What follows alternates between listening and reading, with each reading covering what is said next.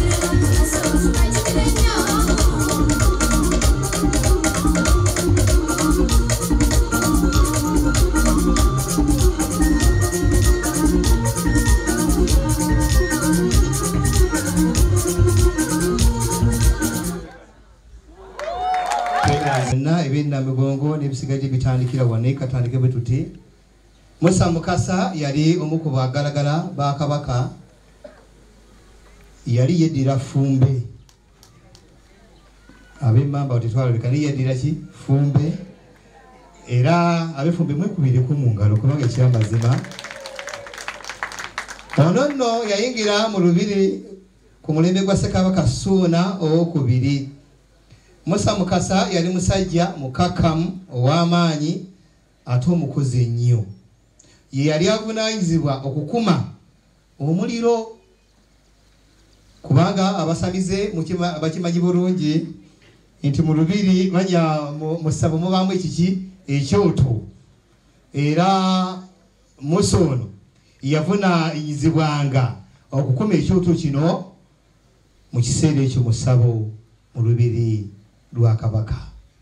Kabaka Mwanga II we yali engoma bwe yafuuka kabaka essabo lino ate lyafuuka omuzikiti era bwe lyafuuka omuzikiti Musa Mukasa ono mujjukire etandikidde mu ssabo yakuma ekiki ekyoto kati ate bwe tufuna obusiraamu essabo lino ne lifuuka omuzikiti era Musa Mukasa ono n'afuuka omwazinyi n'oyo yakoola abasinza bajje bakole batya basinze. Ate ffe waffe mu kanisa tukwata engoma nekola yatya nevuga poze evuga etya dama lya mukozi atya omulabi oyo kale nakoze engoma ba muzakikuba simanyi naye kale naye bwebito ebyakola bitya okubanga yali mwazinyi omulimu guno gwakola gwamuleetera okuganja mu maaso ga Kabaka era bangi bamukazaako erinnya erya Muzingiti anti teyavanga mu muzikiti kati ye Musa Mukasa Muzingiti awo erinnya bwerikola litya weriva kyokka oluvannyuma lw'okukkiriza eddiini musajja wattu nno yazunga naye oluvannyuma lw'okukkiriza mu ddiini Musa Mukasa yakkiriza n'afuuka omukristaayo awo nno n'abamu abavubuka ab'enjawulo mu lubiri emunyonyo ne beetwalira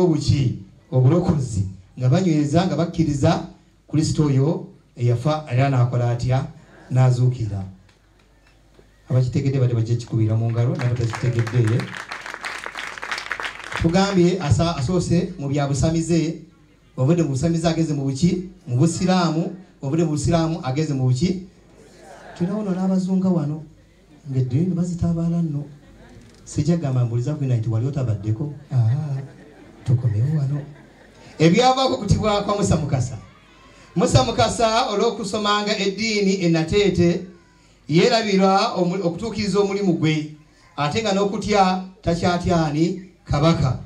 Ku makya ga Meeyi 25, 1886 Musa Mukasa ngali wamu ne banne Apolo Kaggwa bateesa engeri gye banaatolokamu mu lubiri ne banne bagende nateete beeyongere okusoma eddiini.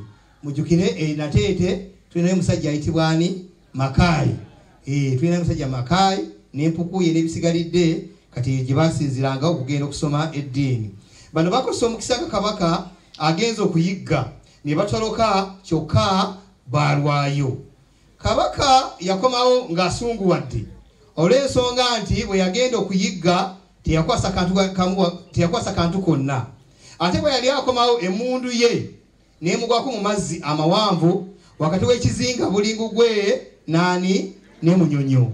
Abaliwo omwaka oguwedde nabalengeze leka kati kambalengeze mukutameemuuko we mukutamamuuko amazzi ago mugalengera ago mugayiseeko kakati yolengera awali omuddo oba emiti egyo kyekizinga bulingu gwe kitwogerako tekiri wala nnyo kiri kinyana ki Nampindi we tuli awo era twatandika okulamagayo guno ogumundi gwakumeka gwakubiri nga tulamagayo ababadde bakoze batya babaddeyo. Ekyayongera obusungu bwa Kabaka Mwanga II kyali nti agenda okudda ku ssaawa 8 ez'omutuntu yasanga bagalagala omwali Musa Mukasa abadde bamwaniriza nga tebaliiwo anti baali mu musomo gw'eddiini ewa Makaayi Nateete. Kabaka yawulirwa nga yejjusa nga n'okunenya Nyamusa Mukasa ne banne okwerabira omulimu gwabwe ko n'okujeemera kubanga yali yabakuutira dda okwesonyiwa eby'eddiini y'ekizungu. Embeera eno ennyini ng'obusutulabye ab'emikwano nti agenza okuyiga takwasizza, agenza okudda nga abali badde bamwaniriza tebakola batya, tebaliiwo, bamujeemedde. Kati obwo obusungu bonna bonna ate agenda okuva okuyiga n'emmundu egudde mu mazzi. Kati obusungu obwo bweyongerwako bino wammanga n'atumbira era ebyaddako bye bituufu. Era bino wammanga bimu ku byayongera ku busungu bwa Kabaka mu kiseera ekisooka. Oluvannyuma lwa Musisi omuliro gwakwata ne gwokya olubiri e Lubaga nga 8 Ogwokubiri 1886.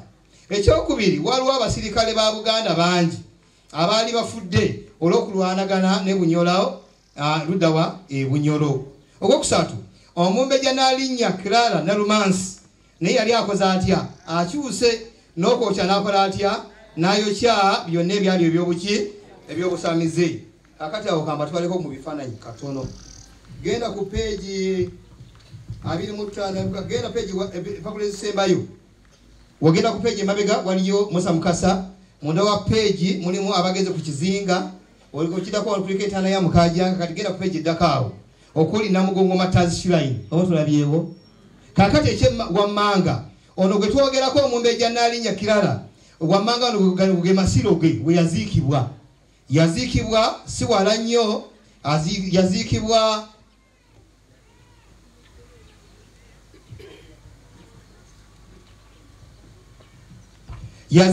Kazo.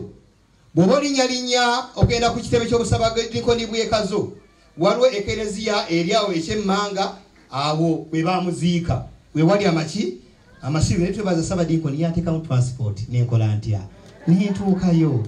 Ogwe mulembe gw'ab'emmamba bakijjambo. Haleluya. Naye wammanga awo nga mulabe mu kifaananyi ekyo ge masiro g'Omumbejja Nalumansi, kubanga ye yafa ate nga mu Katuliki. N'olwekyo era ali mu ssomero eryo waali awo. Bwe muba mwagadde tuli batwalayo mu mbeera yonna ekola etya esoboka. Tuddeyo ku peegi 11 number 4. Emisomo gino egy'eddiini gyavumiranga eddiini ey'ekinnansi omwali okusamira era mwali nani ne Lubaale. Kati ebyo we byegatta awamu ne tuka ku peegi 12 owali okufa kwa Musa Mukasa. Kabaka Mwanga nga kyafumiitiriza ku ky'okukolera abajeemu bano. Musa Mukasa ne banne baakomawo nga ne bagasimbagana ne Kabaka. Bano baali bakutte obutabo n'ebiwandiiko ebyogera ku ddiini y'Obukristaayo. Olwokubanga Kabaka yali yanyizenyize dda nga n'ebyaddiini bivumirira ebyobuwangwa bye n'okuleeta abamwetoolodde okumujeemera. Olwalaba ku Musa Mukasa n'amufumbisirawo effumu era n'akola atya, n'amutta. Kino kyefumiitirizaako ab'emikwano. Era situsobya maka abaana basobya abazadde. Naye afunayo eki nakukuba emiggo egyakola gutya egy'emabega gyonna. Wayesa fulasika wakola kino naye nga ate kozesa kabana kaki. Kali no byagenda okumeekereza nga Musa Mukasa akoze atya, bamusenzikiza olubiri zaggalwa.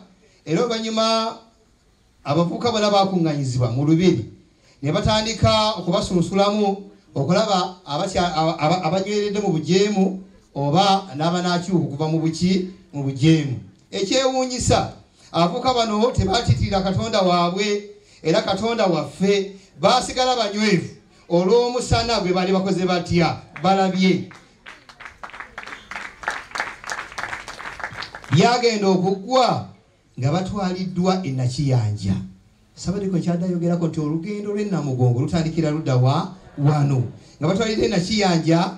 Oluvannyuma ekyafuuka Namugongo olw'okubanga babatuusangayo nga babawalira ku migongo. Kati abaabuuzanga babuuzanga kimu, bano batuuse bate bano tibatuusewo na miki na migongo. Okuva ero erinnya Nakiyanja erinnya nga lifa, Namugongo n'akola atya, n'amerawo n'okutuusa olwaleero.